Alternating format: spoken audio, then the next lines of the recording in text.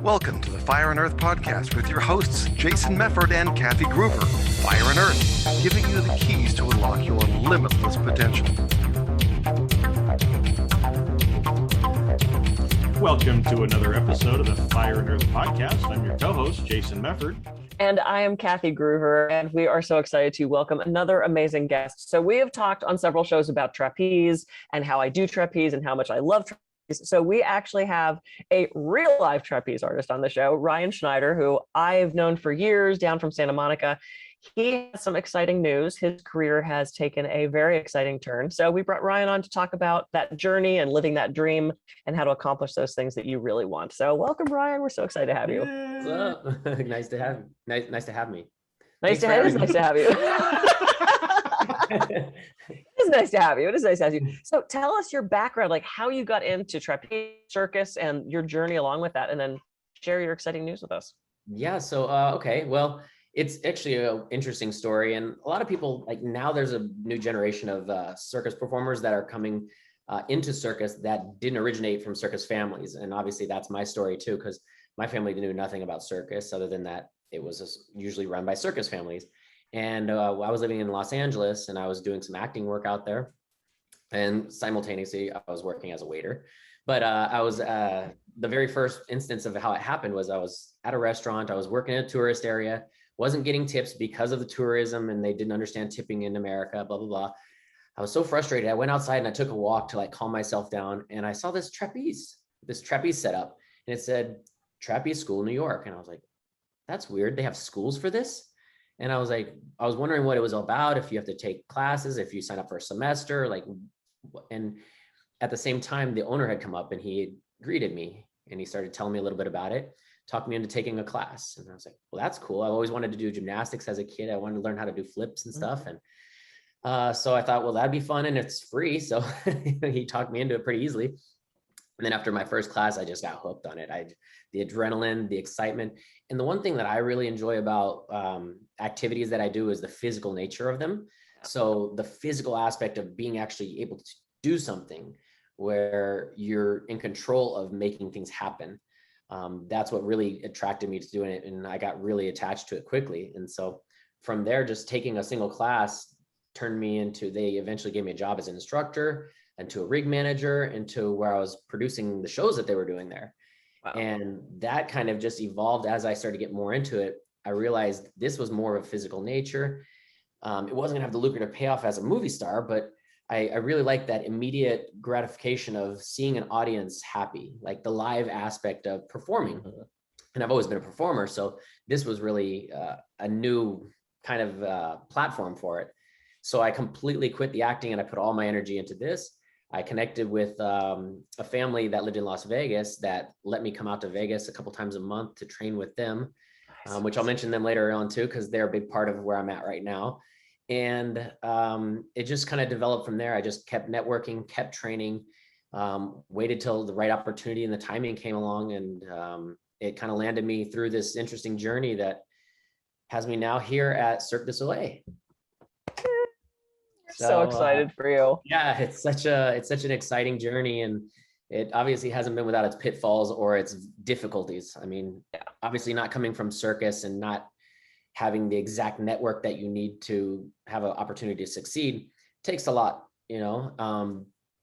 But you just keep working hard, and eventually, just like in a trapeze, the timing is everything. And so the timing of how I fell into my first position to my second to the audition for Ringling Brothers, and then how that turned into the job that I worked at in Japan for 4 years, ultimately led me to this right here. So it's been an exciting journey, and I'm happy to share all of it with you guys. Yeah, we're happy to have you. So let me ask you this. How old were you when you stumbled on the trapeze rig in Santa Monica?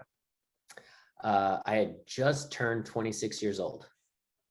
Yeah, and I bring that up because people think that, you have to start doing circus when you're 3 and you go to the circus school and you go to the circus college and we know people at the rig here in Santa Barbara who, they went to an actual circus school and like they trained in all these different apparatus and all these different skills, and there's different ways to have this journey, and it's not relegated to the 15-year-olds. can start this Right. sort of journey at any time.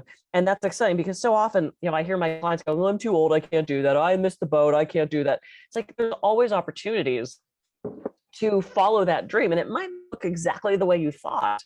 You're not the star now, but my God, you're freaking touring with Cirque. That's incredible. Yeah. Same And for me. It's like, I'm almost 40 years old. yeah, I So gave up again, we talk about the age aspect of it, and yeah. It just doesn't matter. It depends on like what your goals are and how determined you are to really get to them. Instead of using it as an excuse as age or physicality, you use that as a motivator. And yeah. And you never, I was just saying, you just never know how it's going to turn out. Like, I never thought I'd step off stage. So when I stopped acting, I went, shit, like I give up my dream? And now I'm motivational speaking. So I'm going around the world. I'm still on stage. It's just a different outfit, a different accent. I'm still doing silly voices, but it just looks different. It's the same thing in a different package. And I think people give up things way too easily. That's ahead, exactly. I'm sorry, I cut you off. That's exactly like, I didn't mean to cut you guys off either, but I just wanted to piggyback on what you said, because I thought I was going to be an actor. I thought I was going to do the acting thing because that was what I understood of performing, like whether it was on stage at theater or whether it was movies and film. Like that was my idea of what a performer was. I didn't realize this avenue was a potential for somebody who wasn't born into it. And so, like you said, you go onto a different stage and you don't realize like that's a cool outlet that your body already is in tune for. Yeah. Well, I love your story because like you said, I mean, there's been a whole bunch of serendipitous events that have happened over your life that have gotten you to where you're at now, right? Which is, I mean, for what you're doing, this is kind of like the pinnacle. I mean, Cirque du Soleil, come on, right? That's like the premier, thing to be able to do from this standpoint. And I think it's interesting because, like you said, and this is true for everybody who's listening, right? Is, those of us that have lived a little bit longer, maybe we understand it a little bit more only because we've experienced it. But I love that idea. You walk by, you see the rig, you're open to it. You're curious to it. You're like, oh, that's kind of interesting. Why don't I try it? Right. Which is something we talk about on this show. Just try it. Right. You might like it. You liked it, and again, it's these little touch points over time that your life is unfolding differently than maybe you expected. But I'm hearing that it's like unfolding in ways that you never would have imagined and that are just amazing. Right. And it was interesting because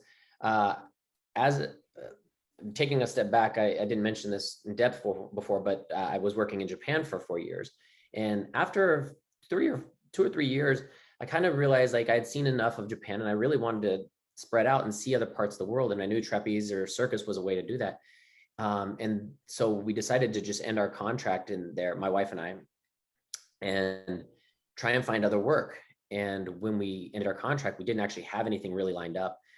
And it just so happened that I had found a contract with Cirque du Soleil prior to the pandemic. And then, so I was already excited, like, okay, this is going to happen. This is like, finally, like it's built up to this. And then the pandemic happened. So then you go through this emotional roller coaster, not only what's happening in the world, but the potential of your career being here to being like possibly no longer existing. And again, it's just part of that roller coaster of you really don't know how it's going to turn out. And when you get those opportunities, whether they last or whether you're able and prepared to take them. Well, I have two questions regards that. So you said, I know the story of how you met your wife, Tycho. So circus also led you to the relationship of your life, which is pretty phenomenal. So if you want to tell that story, but the other thing is, how as a performer, because I know so many people whose shows were shut down and they couldn't train during the pandemic, how did you adapt what you were doing and get through that time? Because that must have been so hard. Great. I'll start with the wife question because I'm sure she'll watch this and she'll want to hear that. When I moved to Japan, she was already working in the show. She's from Japan. She grew up there, and this was the first circus that she had worked in. But she was there for about 4 or 5 years before I actually got to that circus. And then it was a few years before I actually could get her out on a date. And then from there, it developed the 2 years dating her. I eventually talked my boss into getting her on the flying trapeze team with us, and naturally that leads to like more build of confidence and trust amongst a relationship. I mean, because there's natural trust that's required in flying trapeze as it is. But then we developed obviously from that. And in that circus, we were living in such a small Eric, we're living in shipping containers, basically a long shipping container divided into 3 rooms, and we were in one of those rooms. So we had a 6 foot by 9 foot home, and we had to either get along or break up. And that's what helped us develop our relationship until after we left that contract. She decided to come with me, and she believed that I was going to be able to find us work. And ultimately, like I said, I had got a contract, and she also had gotten a contract with Cirque, but they were going to be separate shows. So that was a challenge. But when the pandemic began, it kind of brought us back together because, we didn't have anything else to do. And I didn't want her going back to Japan because I didn't know how long this pandemic was going to last and if or when we'd be able to see each other again for quite a while. So she came back to Dallas, and this kind of leads us into the pandemic of what we were doing. Being a performer and obviously not being able to do flying trapeze, we found that using social media and creating videos through social media was another way for us, or at least for me, because she loves performing as well, but it's like a passion of mine to get people's reaction, to see them enjoy life, or to see them entertained, and to read them in the comments of like how something that you did or presented or taught them changed them in some way, whether it's for the moment or for a longer period of time. Those kind of things are what really drives me to perform. And so we just every day we were constantly thinking about ways to create different ideas and content and follow some of the trends on TikTok and Instagram. And we made tons of videos. And I even actually connected with a company. They caught my eye, like one of their advertisements on Instagram, and I reached out to them. They eventually hired me, and I'm still actually working with them doing content creation and managing their TikTok platform. So it's been nice being able to use that and catapult that into another complete different industry of retail sales. And that's it's been a challenge, but it's also been fun to be able to learn how to create in that environment. And Taiko's been a huge help in all of this production, because sometimes I need her to hold the camera, and she's learned how to catch certain angles and what frame rates and all these mean. And but she's also been like she's not a great actress, but she's hilarious. Like she is the foil to everything. Your guys' videos are so freaking funny. I mean, and she tends to be the right person. She's sort of the Abbott to your Costello. Yeah. When I give her a little direction, she takes it like over the top, and it's brilliant because there's so many different levels in there, and we take just like a typical TV show or film, we do quite a few takes so that we can make sure we get the right thing in there. And it's funny to see just where she goes with some of this stuff. And like we made some good content, and most of the comments are obviously about her because she's beautiful and she's talented. So and people are probably tired of seeing me by now, but at the same time, hey, as long as it entertains and it brings attention to whatever the content is. Yeah, that's cool. Well, I think that's a great lesson for people, right, that are listening, because I know a lot of times I'll say, look, folks, we're talking about trapeze or circus, but we're not really talking about trapeze or circus, right? Is that, because I heard you earlier on say that you loved seeing an audience happy. That's why you wanted to be a performer, right? And so, again, a lot of people, they go the acting route. You and Kathy both gone that route, right? But then it didn't work out, but you still have that desire to make audiences happy. And so you find some other way to accomplish that, right? And so then you said, you got the contract with Cirque, and then the pandemic and all that shit happened.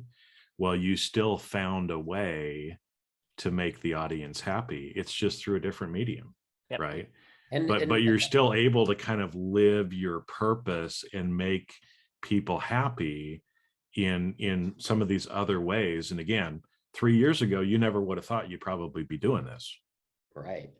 Well, and another part of it too is when you come from circus, there's no unemployment really. There's no, you work, you get paid. You don't work, you don't get paid.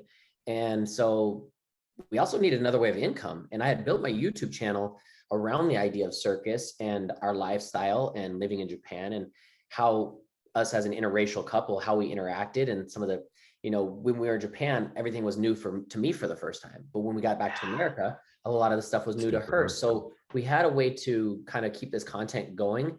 But at the same time, we were starting to make a little bit of money from social media. So we thought, well, maybe this will be a way to supplement our needs, because as a couple with a dog, if we don't have income, we're under a bridge sleeping or something, and fortunately we both did really well about saving our money, and we don't spend frivolously, but at the same time, like, we didn't know how long the pandemic was going to be. So, Yeah. We need to find income, and social media and performing and finding that outlet was like the only option I really looked at. And I started thinking like, well, I'm doing good on social media. Maybe I can learn how to be a social media marketer. And I started getting to the back doors of like this stuff. And I'm like, no, ultimately it's like, I want to be the creator. I want to be in front of it. I want to be directing and designing what is happening rather than like guiding other people's products. And that was one of the great things with this other company. And I don't know if I can mention them, but Sure. It's called The Perfect Gene. Their marketing is brilliant, and they're very edgy, and like, they're not typical, they're tongue in cheek. Like, it's very edgy humor. They use eggplants a lot to symbolize, and Symbolize what? Yeah, Kathy doesn't understand that reference. Their slogan is "fuck your khakis," basically. And so, like, obviously, like, this is kind of within my sense of humor. I can tone it down or I can beef it up depending on what we can get away with on what platform. But they allowed me full control of the content that I was creating using their brand. Nice. And so that was like really exciting for me to not be like just helping them drive their brand by editing videos for them or designing campaigns, but like, no, we want you as basically a spokesperson for the brand. And it's done well. I mean, I'm not going to say I'm a huge reason, but their company has grown really well over the last year and a half. They've only been around for almost 2 years now. And they've just been growing amazingly. And I think a lot of it is because of the social media. That's basically their marketing is all social media. And I must have made about 100 videos or clips or edits for them the last 2 years. And I'm just excited to see how the company is doing and being a part of that kind of creation, Yeah. Well, so many words are coming to mind during this conversation of stuff that Jason and I talk about all the time, like pivot and adaptability and kind of, go with the flow, be curious, be present, all these things that we talk about, because our objective with this podcast was to help people unlock their limitless potential, right? And it started out as this very businessy show where we had, business consultants, and then we moved into hypnotherapists and psychics and astrologers and, now we've got a circus performer on, and people might go, oh, what does trapeze have to do with business? Everything Ryan just said, I mean, it really does, and it's exciting for me to get to share your story with everybody, because I know it, and I know you personally. I've known you for a while. I love you and Tycho, but it's exciting to hear, how did you manage a pandemic when you literally went, we're going to be sleeping under a bridge unless we figure this out. So I love that adaptability and still finding a way to entertain people, because your videos are just fucking hilarious. I mean, I love you. And we'll give all those handles at the end for people that don't know your stuff. It's so funny. So, yeah. Well, and I think it's interesting because I know a lot of musicians as well, and they were in the same situation, right? Especially for the gig musicians who would, normally play at restaurants or do some other stuff, a few times a week. If they or if they were touring, same kind of thing, right? It's like everything just went. And so they had to use social media, and a lot of them, show up and do like one guy I know, I think he does 2 Song Tuesdays and a Thursday something or other, right? Where he gets on Facebook Live and he just plays songs and talks to people that are in the live thing, right? And it still provides him a way to be able to serve and show people and give a little peek behind who he actually is, right? Because as you were talking about what you and Tycho are doing, and you brought up the whole point, you guys were in Japan, you were kind of the outsider, Japan is an amazing place. I love it. But yeah, it's totally different than America, right?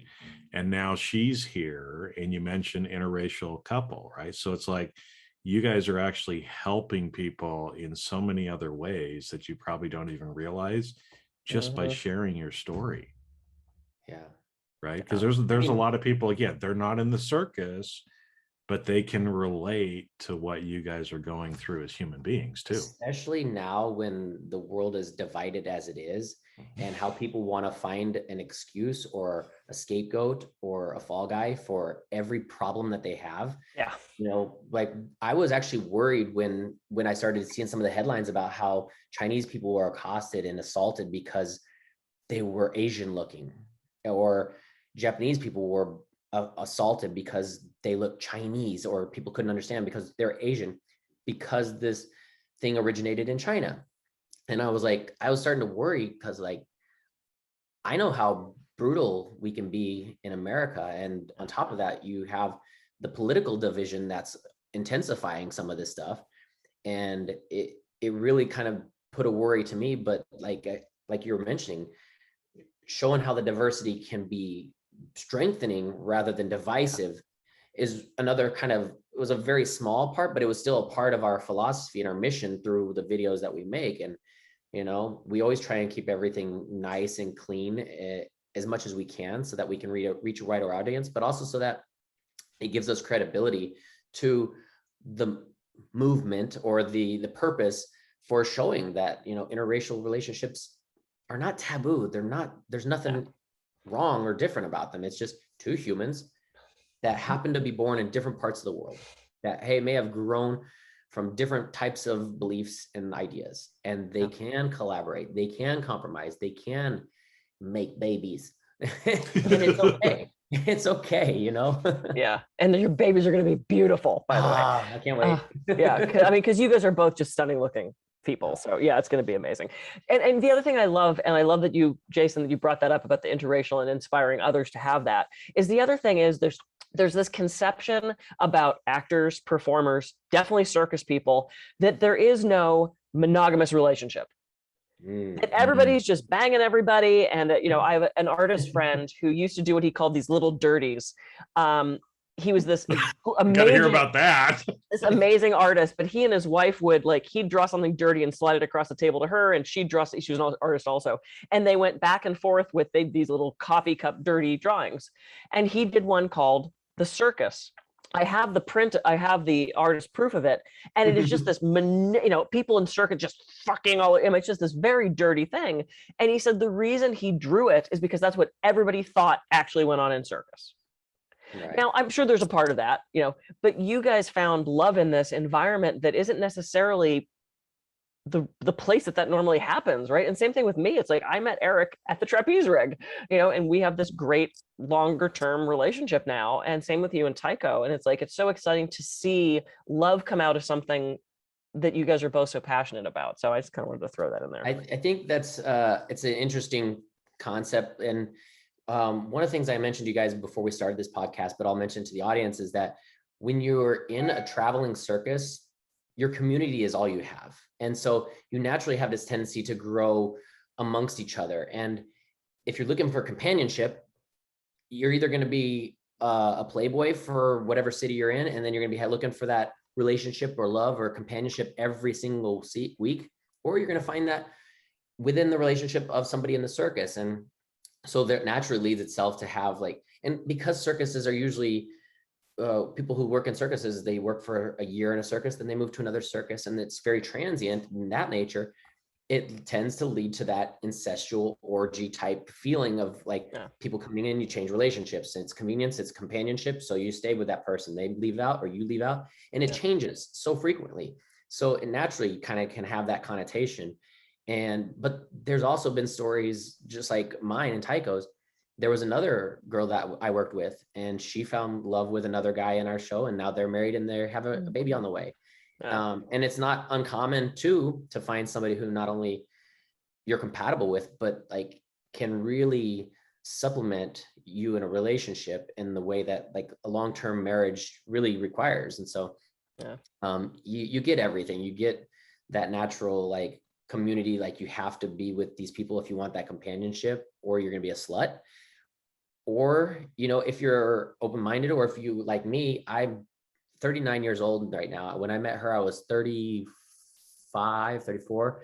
I've been through enough relationships to know that being a playboy isn't entertaining anymore. It's not something that I need a person, I need to be looking differently at relationships rather than just like an overnight stand, you know? And so that's when I met her, I wasn't looking at like, let's get married, but I wasn't looking at her as like, oh, hit it and quit it. You know, Yeah. I'm like, if I'm going to look at the qualities, and if she has the qualities to continue on in a dating relationship, then I'm going to look for the long-term in her. And if I find that, hopefully she finds that in me.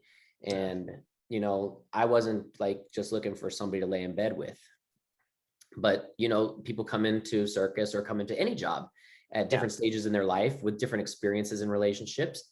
And, you know, whether your age or your experience in relationships dictates it, when you're in a work environment, you're with those people more frequently than sometimes your friends outside of work. And so you naturally are going to grow some kind of crush or companionship or kind of interest to be smitten. And it depends on what you do with that is what absolutely changes. And I just quickly, I had this conversation with a coworker of mine who's been a friend of mine for a while. And I said, it's not uncommon to be married and still have a crush or to still like be infatuated by somebody else. But what you do with that is what makes you the human, the good moral person that you are. You know, some people can't control that. And they're like, I gotta go bang it, you know. Other people are like, oh, that's cute. That's an attractive person. Oh, she has a nice body.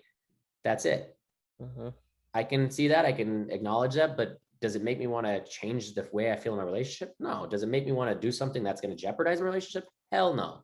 So like, that's where I think the difference comes into where, you know, some people do have this perception of like, it's very an incestual type of business in circus, but in the end, it's people at work, and it's going to happen whether you work at Starbucks with 10 people, you work in an IT call center, or you're in the circus. You're going to naturally be gravitated towards certain people. And if you have the right mentality about going into a relationship, that's going to determine how it goes. Yeah. Oh, I love that you said that because it's true. It's of course it's happening at Starbucks, and it's, you know, and when I was an actor, I fell in love with every leading man I ever had, right? Because you can't pretend to be in love with someone for 8 weeks and not start to have those feelings. And you're right. It depends on, well, what do you do with it? You know, if it's the action behind that, that thought. So yeah. And if you have enough relationship experience and you've had enough experience being with a lead actor and you're a lead, then you understand like, okay, this is my mood. This is my emotion for now. It doesn't have to be a long-term emotion. You know, you're playing a role that's good and you get involved in that. Or even if you're not an actor or you're in a work and like, again, you recognize like, this is a person that I'm really attracted to. Well, if that person's married or you're in a relationship, you have to understand, like, you cannot act on that without consequence. I say you can, but there's consequences. There's going to be some fallout. Cool. Well, Beautiful. And I think that brings up a good point. Again, another lesson, because we're talking about certain things, but we're talking about other things, folks, right? Is you know, what you're just talking about there is, you know, it's who we are, right? And every different environment, how do we choose to show up, right? Can we separate the work from our life, right? And again, so, you know, acting just in general, I mean, you guys are both in the industry, you know how relationships often go in that area, right? Because again, it's you have to get into that role to be convincing in the play or the movie that you're doing, but can you walk away and separate yourself from that work?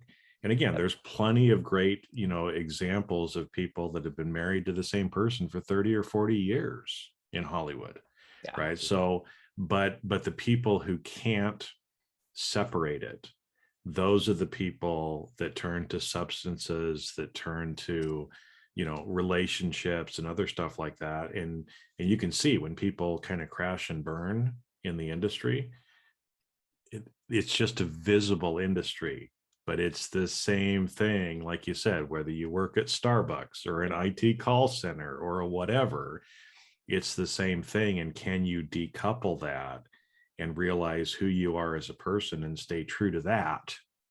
Right. Instead of allowing your life to be in circumstance, waking up 5 or 10 years later and hating yourself because of who you've become that is not who you really are. And I think a big element of that is really knowing yourself. And if you don't know yourself, finding a way to love yourself. And it's so cliche to say that, but if you know the type of person you are, you know the decisions that you should be making for yourself. If you're completely lost because you're living in this world where like you don't know who you are and you don't know what's going on, then of course you're going to be like experimenting with making the wrong decisions. And that's just part of the experience of growing up. And then once you've been cheated on, or once you've cheated on somebody else and you've learned the fallout from that, or you stole from your company or somebody's stolen from you, whatever, once you feel that experience, you know, like the next time, don't put your hand on the stove. Like you don't want that result. Hopefully, yeah. Yeah. If you don't want that result. Oh, I love this. Okay. And of course we're out of time. And I love that part of the conversation, because that's something that I don't think is talked about enough, is relationships and fidelity and who you are and who you want and all that good stuff. So yay. Oh, Ryan. Oh my God, this has been so fun. Thank you so much for doing this. So tell people all your social media handles. When does the show launch? Like, when do you start to tour? All that good stuff. So right now we're in Montreal. We're finishing the last week of training. We're training the act to integrate it into the show that was already going back a year and a half ago. We'll go to Houston to start 5 weeks of staging with all the other pieces. And then the show is going to open up in Houston on November 13th. We're going to stay in the United States, mostly on the West Coast, I think, for the first part of next year. Our schedule is going to be updated on the Cirque du Soleil Alegria website. So if you want to see the dates, you can go there. Also, if you follow any of my social media, my YouTube is going to have a lot of updates of like what's happening, what's going on, a little more in depth. My Instagram stories will always be telling you everything that's happening daily. And then TikTok, you'll find some different clips and videos. We make different things with challenges, but also try to incorporate it with circus and trapeze, and now with Cirque du Soleil. And all of those platforms, my handle is Ryan S. Acrobat. Yay, Ryan S. Acrobat. Yay. Congratulations. I cannot wait to sit in the audience and see you catching the show. I'm just so thrilled to do that and get it. And knowing that, you caught me a couple times. So, I mean, that's actually, it's like I was caught by a Cirque du Soleil. Knowing you said West Coast, so that means you guys got to be in LA or somewhere in Southern California. I hope we do. I hope we do California. I know right now the only thing that's booked is Houston and Seattle. That's the only thing we know for sure. It's a quick flight. Things change because of the differences in the counties and with the pandemic we're still dealing with. So Cool. Excellent. This has been so much fun. Okay, so Ryan S. Acrobat, go follow him on social media. Check out the Cirque du Soleil site for Alegria so that you can find out where and when he's going to be performing. And I'm Kathy Gruver. I can be reached at kathygruver.com. And I'm Jason Mefford. I can be reached at jasonmefford.com. So go out. Have a great week, and we'll catch you on the next episode of the Fire and Earth podcast. See ya. See ya.